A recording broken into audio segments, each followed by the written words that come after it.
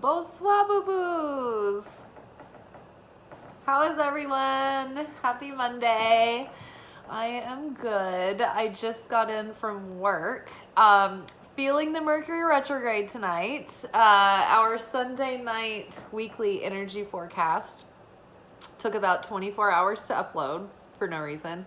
And so that just uploaded probably within the last couple of hours. So you can see that if you'd like. Tonight, during my shift, like the evening started off slow.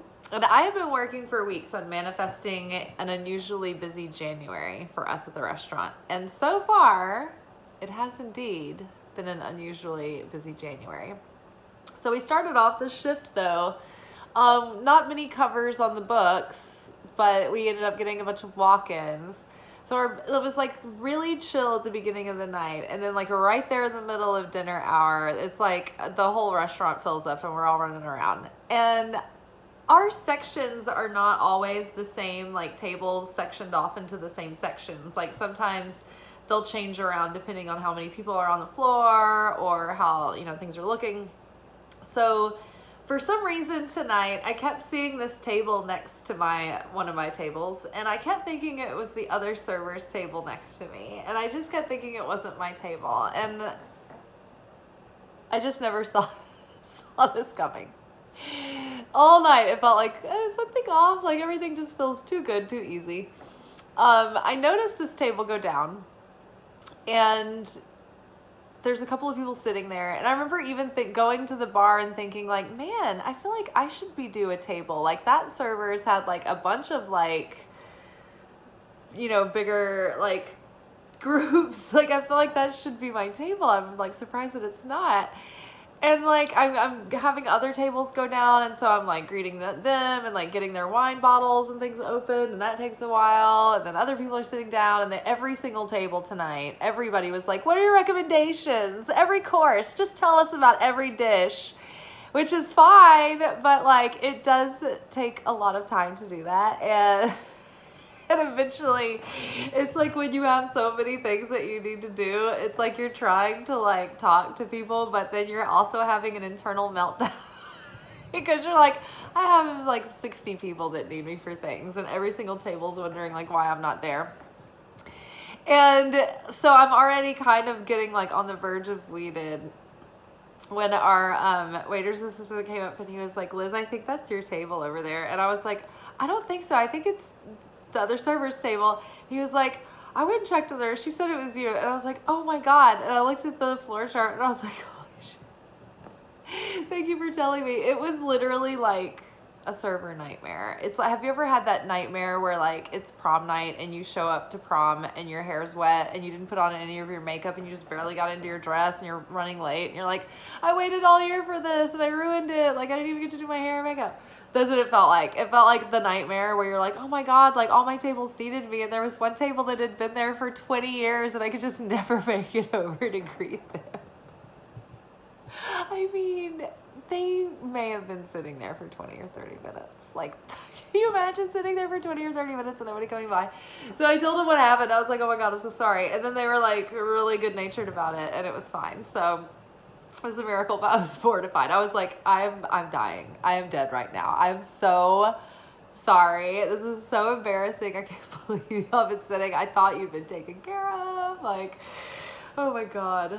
Awful. Awful. All right, but I'm excited about our cards. So yesterday's forecast just basically set us up right into this. Like, I feel like we really are writing a script every day because our cards, it just seems like this, like, very, like, there's the continuity of this unfolding story is amazing to me. And you guys are like, what the fuck are you talking about? Let's just get on with the cards. We don't know what you're saying.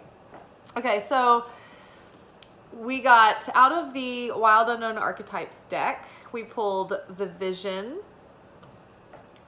we pulled Nectar, and we pulled Mystic. And a couple of these, the Nectar and the Mystic, I do want to read out of the book because they are connected cards. And I think that the things that she makes it a point to bring up, I think that are important. So I do want to read the book today. So, but anyway, we got Vision, Nectar, and Mystic. And underneath those, our boy is back. Look at our strong man. I love him. He's so cute. So we've got 7 of Wands. We have 4 of Wands. And we have 5 of Pentacles. Ta-da! So let's unpack. See what's going on. All right. So we got vision to start. Now this card, when it talks about vision, it's talking about like those moments of inspiration and clarity where like you can see the big picture and it's all so clear, and you feel really connected with your purpose, and it's like those times where you feel like you're on the right path, or you feel like you know what you should be doing. And it's like, oh, you start to see the steps that need to be taken to get there. And you feel like you have a sense of direction towards your vision. Like that is getting activated in us right now. Part of it has been all of the healing and the offloading of all the baggage that we've been doing, that we've been processing, that's been clearing us to have this clarity, this increase in imagination, right? So the vision is being awakened within us. And this vision, it's like all these things, these seeds that have been planted in our hearts that we're like excited about and curious about. And we have this like thirst and this hunger, this yearning to try to explore something, right? Or to try to create something or make it. Or we have this vision for our life that we can see for ourselves. Well, this vision was planted in your soul before you ever incarnated physically into this earth. And so this vision that we have, something that's been with us, you know, maybe even the grander vision has been with us lifetime over lifetime. And so I feel that in these moments where the veil is sort of like pulled back for a moment, we have these echoes of memories that come through almost like from the depths of our soul, and it's almost like future deja vu, like future memories, but you can see it clearly, and you can see it coming into form. The more vividly we can imagine this vision in our mind, the more powerful it begins to, like, the more powerful our creative force is in crystallizing that vision in our lives. So underneath it was 7 of Wands. And so 7 of Wands, like when I look at this card, the story that I see here is like this strong man, right? And he's trying to be a strong man, right? It's like a play on words. It's like he's trying to be a strong man. He's trying to break through all of these things that have kept him caged in, held back, kept restricted, kept small, unable to maybe express his full vision up until now, or even to be able to own his own unique vision, because maybe some of these bars were the expectations put on him by others, right? And I'm saying him because this is what we're looking at in the photo, but like it could be, or the painting, but it could be male, female, transgender. It doesn't matter. Gender doesn't matter, right? We're talking about energy. We're talking about the character. Specifically, this might, because they've depicted the 7 of Wands with a male, it would be another layer to note where our masculine self-worth level is at. That sense of deservingness, that sense of I can go out and be industrious and like make my claims, stake my claims and set my boundaries and have that, that man spread attitude, like they just deserve to be there, right? That is that male, that masculine self-worth. It's different from feminine self-worth. Feminine self-worth reminds me of like the attitude of like, yes, queen. It's like, when Beyonce is in Sasha Fierce mode, and like, Mother Teresa is saving the world. And, it's like, it's female embodiment in its highest form, right? In that sense of deservingness. And it's feminine deservingness, I think, ties into, I don't think I've ever like talked about this or verbalized or thought about it until now, but it seems like female deservingness might be that you're worthy of receiving without having to do something to earn your place at the table, right? And that is also that masculine self-worth, just that inherent deservingness, right? You know, in the dark side of that, it would go to entitlement, but in a healthy sense, like, it's just that sense of like, I deserve to be here, I'm capable, I'm good enough, I know I've got what it takes, you know, I've got what it takes, right? I can do this. I am more than adequate. So these bars, right, that he's breaking through, this might be familial expectations. We've been, you know, with the influence of the Cancer full moon, we've been having a lot of revelation and epiphany coming up about, to have to do with seeing through the projections that were put on us at an early age in our family, by our parents, by our grandparents, by the people who raised us, by the people that set the examples at an early age and made us feel like we were in the wrong, or, you know, if we didn't want the same things that they had been told to want, right? This is the way family must look. It must run this way. It must look like this. You know, you should have this kind of job and not that kind of job, and you need to be responsible and, you know, grow up, and, you know, all of those limiting beliefs that people put onto others because it comes from all of their preconceived notions. Like, if you're trying to be, you know, a good, obedient, you know, person who honors their parents, it can be hard to break out of those things and claim your own independence. But that's what we need to do. We need to claim our own independence. And some people are still fighting with the ghosts of their parents well into their 60s and 70s. I've had people tell me this, that we're older friends, right? So it's not an age thing. At any age, we need to, once we have our own sense of adulthood and we are like, we're owning who we are and our independence, we need to break free of that influence and be our own person and express ourselves uniquely and go after our own career path and, you know, be with the people who we care about, and not because they make our parents happy or it's a good person to show off or whatever, but be like true and authentic to your life. The things that you create, the way that you spend your time, like, you are here for this brief moment to be this unique expression of you. And it does take us having the courage of our convictions to be able to be our true self, our unique self, our authentic self, right? So many times we want to people please or go along to get along or belong or fit in, you know, or not feel like we're going to be abandoned or rejected for, you know, something that we believe in or something we're interested in doing or something that makes us feel like makes us weird or different. But it's those things that we need to embrace, right?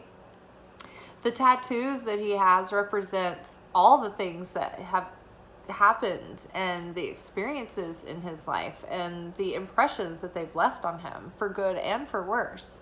So the Seven of Wands talks about like setting boundaries. I feel like the Seven of Wands is kind of like, it's like your chutzpah card. You're getting chutzpah, you're getting moxie, you're getting backbone, you're getting the courage of your convictions. You're able to like be like, back off, you know, like, this is my space, or set boundaries, stake your claims, like, this is mine, or stand up for what you believe in. But it's about having the courage to just be you and let everybody deal with it if they're not comfortable with that. So the more that we have been sort of offloading the effects and the influence, the undue influence that those things from the past have had on us, the more that we can open up our hearts and connect with the vision that is true to us. And there's less in the way. And so we are more open to receiving and thinking about it because there's not a bunch of like heavy baggage in our mind that says, oh, what's the point? It couldn't work out anyway. It would never work out. How would it work out? Oh, everybody, it would be a huge upset. What a taboo. You know, like all of those things are out of your mind. And it's like, hey, if you knew you were going to be supported, what would you do? If you knew that like God had your back, what would you do? If you know that you have the means, right? What would you do if you know, all of this like outer BS was not a factor, was not influencing you? Then it's like, oh, well, in that case, I would do this, and I would be this kind of person and be with these kind of people and have these kind of friends, you know? And it's like that vision that comes to life when you think that there's hope, when you think that there's possibility, right? When there's possibility, all of a sudden, it's not so vulnerable to hope for something that you feel will just be a disappointment if it never comes about, right? So by doing all of this healing, we're being more liberated, and it's freeing up more space in our heart and in our mind and our imagination to connect, to like ignite and activate this vision. And it's almost like our God-given mission. It's like this purpose. It's like these desires that are in our hearts are there for a reason, right? This vision is given to you because there's a purpose in it for you. And so this man is now strong enough, and he's starting to get clear, and he's starting to be able to like get a real vision of what is possible. And so he's looking ahead, and by doing all of this work and unburdening the self, when we're looking at this vision, we're getting at this sense of this nectar. The nectar is like when we talk about light and vessel and looking for fulfillment, like with a capital F kind of fulfillment, like that's what the nectar is. It's like when you're doing this spiritual work and this alchemy and you're turning your lead to gold, your spirits are being uplifted, and you're becoming lighter, and you're feeling a sense of tranquility and serenity and joy and peace and satisfaction and hope and kindness and goodness and excitement and joy, you know, and you feel a sense of self-control. And it's like all of those fruits of the spirit are just like activated because you're feeling whole and you're starting to connect with the completeness of all that is in the oneness, right? And the oneness with divine. And so the nectar, oh, that's the sweetness of life. That's the good stuff. That's the dream. And so at this point, this man is trying to be a strong man, by connecting with this vision, he's finally starting to get a taste and a sense of how good life could be and the possibilities that could be coming. And he's starting to feel the sense of nectar within him. And it's like this nectar is like this mojo that gets activated in you when you're like doing all the self-care and you're on your spiritual routines and you've had a bunch of breakthroughs. And oh my gosh, have you ever, you know the feeling when you wake up one day and you're over a breakup and you're like, fuck everybody, and you have all this mojo and everybody around you is just like, wow, you're famous, like you are so glowing right now and radiant that I want your autograph kind of thing. Like when the nectar is activated, that is just radiating out of you, and you're magnetic, and you're like, you've got like the Midas touch, and it's that mojo, it's your magic, right? And so the nectar is being activated. The nectar, like the vision, right? The nectar is in the vision, and this character is starting to recognize like, ooh, this vision that I've got in my head, it's like, it's starting to fill out and it's becoming real, and it's getting sweeter and sweeter. The more detail that fills in, like it could be even better than I thought. There is like even greater possibility than I had hoped for up until now. So like the nectar, all the possibilities. What was under the nectar was crowning the Four of Wands. The Four of Wands is a time of peace. It's a time of serenity. It's a time of celebration.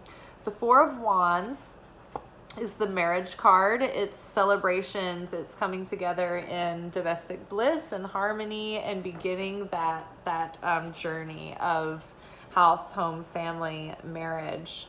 The Four of Wands is also known as a twin flame card because of the way that the wands are always separated, and it looks like it's 11-11, and 11-11 is a twin flame card. So this, I mean, we could be very well talking about like union of like the divine masculine and feminine aspects within the self, that union with source where you're like, whoa, like talk about the mojo, right? You're feeling like unstoppable. You're feeling like 100% like all systems go. You're feeling certain. Every now and then, you just get in that zone, that's the zone that we're looking at right now. That's what we're going to be dealing with, that energy this week, the potential of that energy. And we need to lean in by when those memories have been coming up, let yourself purge them. Let yourself let all that emotion come through. Don't be afraid that it's going to take you down in a quagmire again. It's not. You've already processed the bulk of the hard stuff. Now it's like we're in that last rinse cycle, essentially. So yeah, this guy, he's starting to get an idea of his vision, and it's starting to really take shape. And this is the vision. He's starting to see his future. He's starting to imagine the future that he wants for himself. And it's sweet dreams, honestly. And so this process, it's like there's in a couple of the Rebecca Campbell decks, there's a couple of cards, and they're called different things in the decks, so I can't remember which one they are, but it talks about having a double mission if you're a starseed or a light worker. And it's not just that you have to do the process for yourself, but you're kind of also simultaneously doing it for others. And so this is kind of like, we've been on the way to this up level, and we've been working as the mystic, and we've been doing so much of this spiritual transformation in ourselves, but also alchemy just in the world itself. And so Spirit is like, hey, congratulations. Like, we should celebrate all that you've put in, all of the transformation, and good things are coming your way. One of our lessons recently was out of Secret Teachings of Jesus. It was all about reaping what we sow, and how we see the reaping, but we never see the sowing. And it's like, I think we're reaping we see the sowing, but we don't see the reaping, or we don't recognize it. But I think we're about to be reaping what we've been sowing. We've been eating all of this death.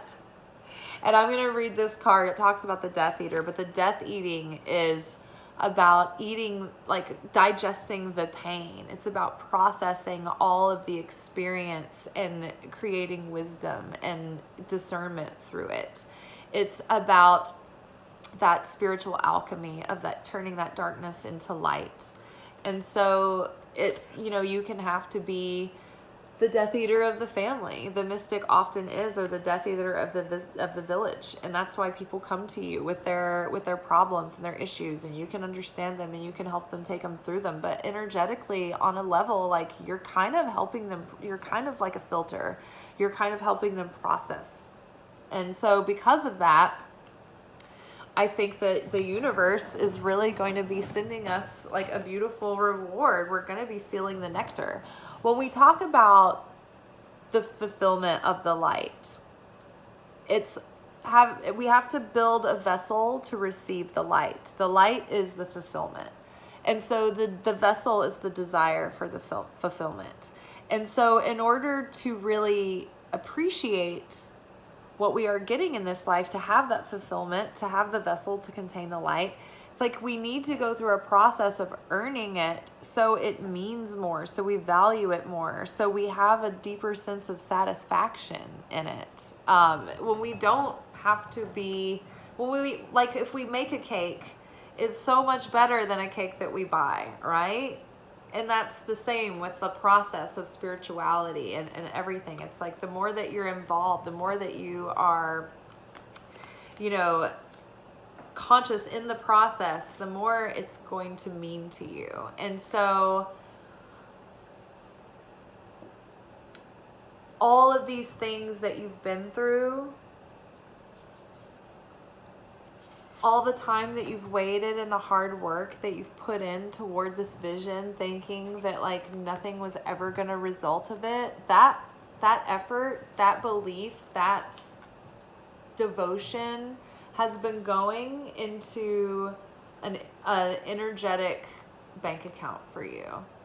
And the payoff will be that your dream, when it does come to you, when it finally crystallizes and manifests, it's going to be so much sweeter.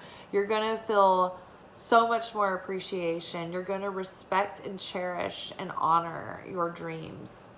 Like, I remember one time I heard Beyonce talking, and somebody said something about her saying something disrespectful or unappreciative or whatever, or offensive, and she was like, you know, I would never just thoughtlessly like say something offensive, or I can't remember what they were accusing her of, but she was like, you know, I try to respect everyone, but even down to just myself. She was like, I've worked so hard for everything that for everything that I have, and I would never throw everything away for one moment of like weakness or whatever. So many people do, right?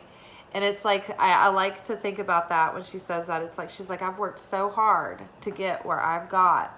She appreciates it. She respects the effort that she's put in. She respects what she's built, and she respects how it's other people have contributed and are affected as well. So yes, you've had to wait, and maybe your vision has costed you more sacrifice.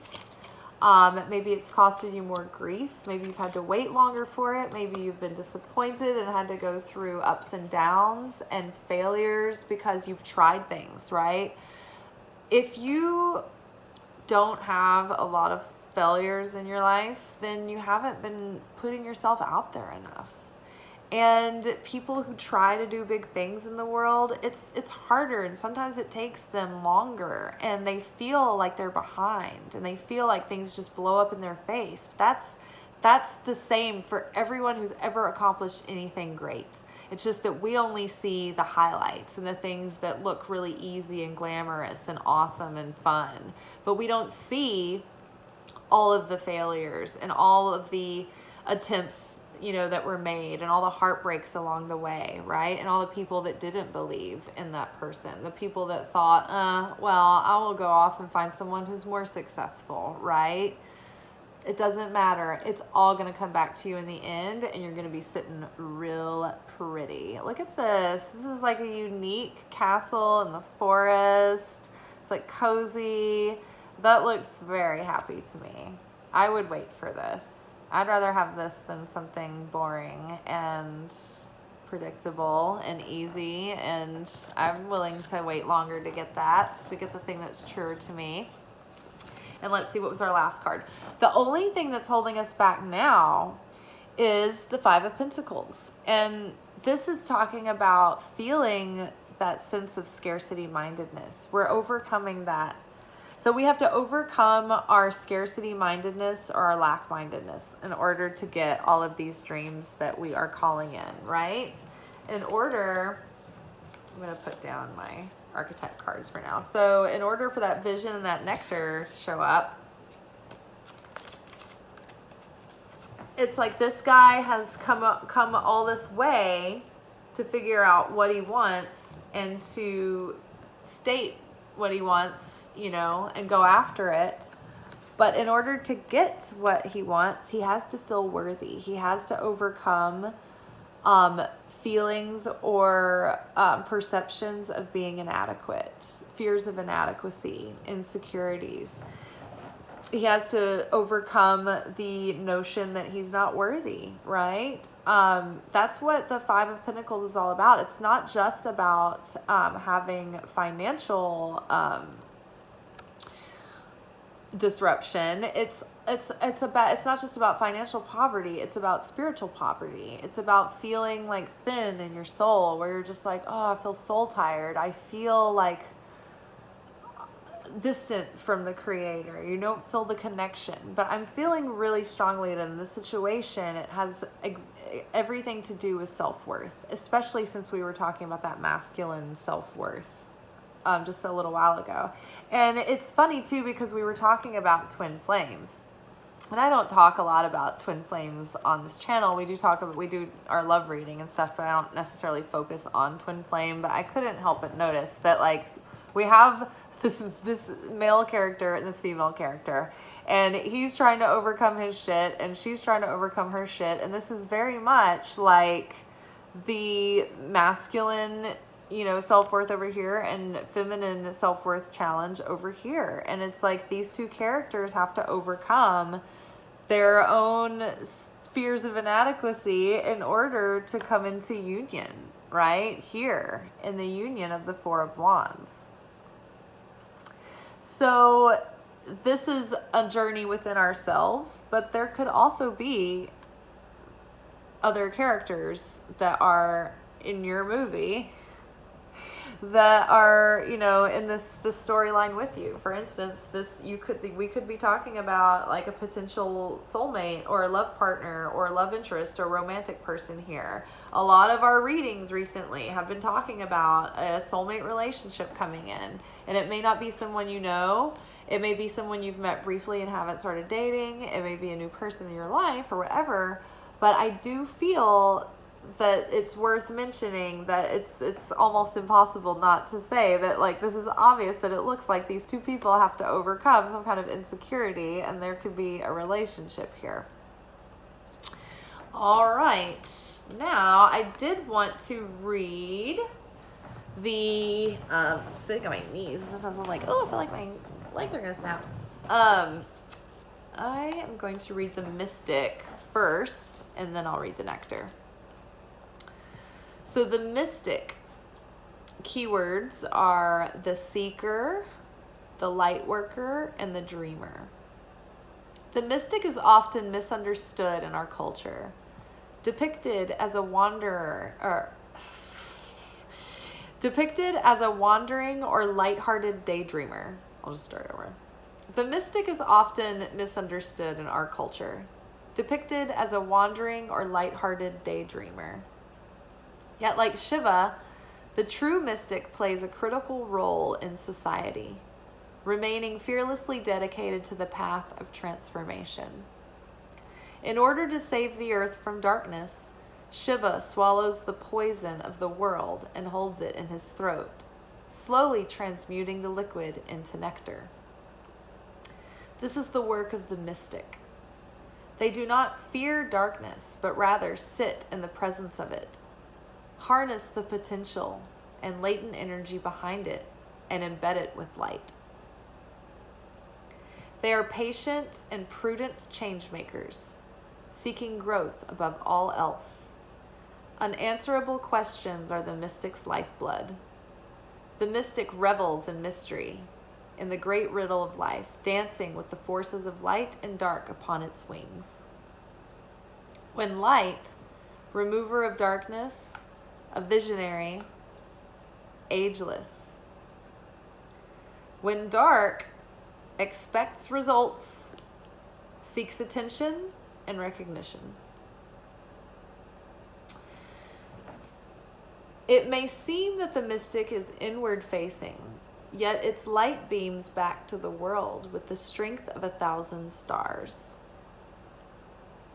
Like any light worker, the mystic must build a relationship with fire. This begins by awakening the inner flame within.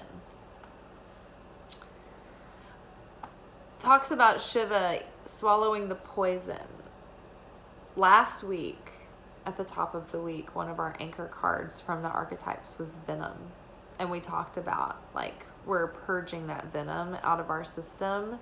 And part of the purging is like the job of the mystic is to transmute that. We're digesting, right? We're transmuting, we're digesting the grief out of our system. And then nectar, so it talks about the mystic creating the nectar. Where does it say that?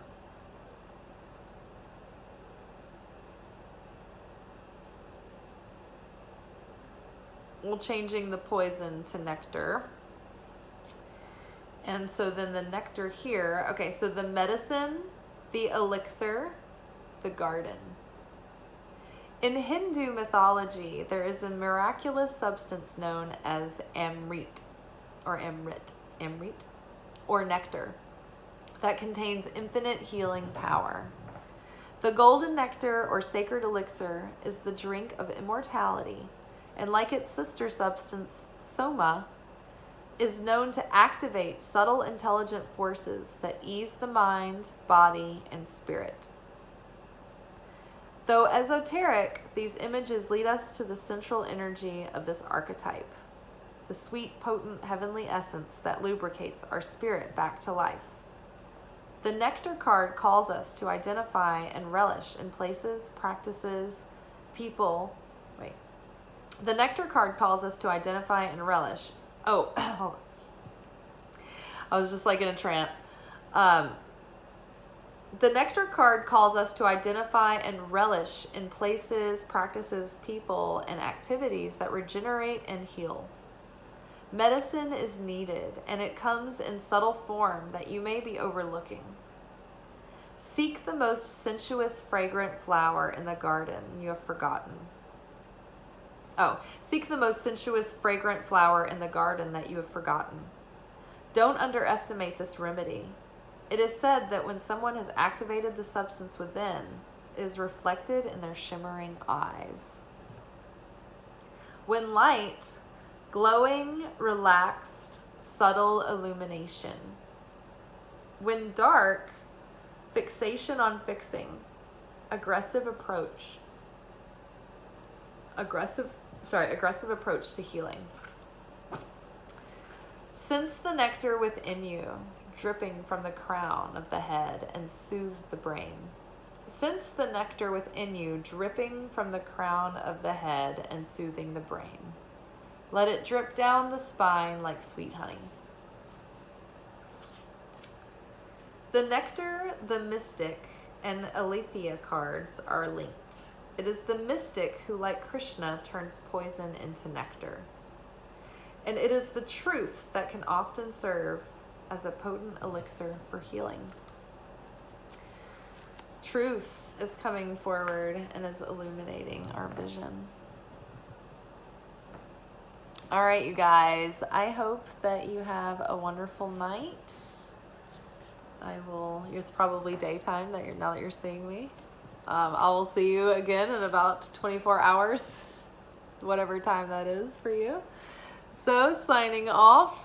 In closing, let's recap. We've got vision.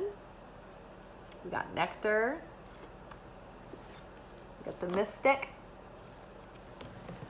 And underneath vision, we've got our bois right there. Seven of Wands. We've got under nectar, we had 4 of Wands. Happy days and things that worth celebrating.